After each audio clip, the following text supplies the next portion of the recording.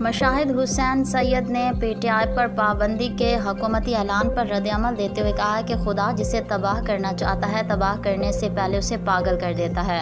جویا news net work plus کو media سے حاصل ہونے والی رپورٹ کے مطابق مسلم لیگ نون کے رہنما مشاہد حسین سید نے پی ٹی آئی پر پابندی کے حکومتی اعلان پر رد عمل دیتے ہوئے کہا ہے کہ خدا جسے تباہ کرنا چاہتا ہے اسے تباہ کرنے سے پہلے پاگل کر دیتا ہے۔ پی ٹی آئی پر پابندی عمران سوری اور علوی کے خلاف آرٹیکل 6 کے تحت کارروائی کا فیصلہ صرف اور صرف پاگل پن کے علاوہ کچھ نہیں۔ ان کا مزید کہنا تھا کہ افسوس کہ سیاستدانوں نے تاریخ سے کوئی سبق نہیں سیکھا، وہی پرانی غلطیاں دہرائی جا رہی ہیں۔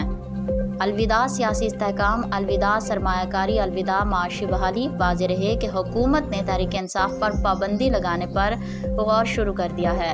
اس کے علاوہ بانی پی ٹی آئی سابق صدر عارف علوی کے خلاف آرٹیکل 6 کے تحت کارروائی کرنے کا بھی اعلان کیا۔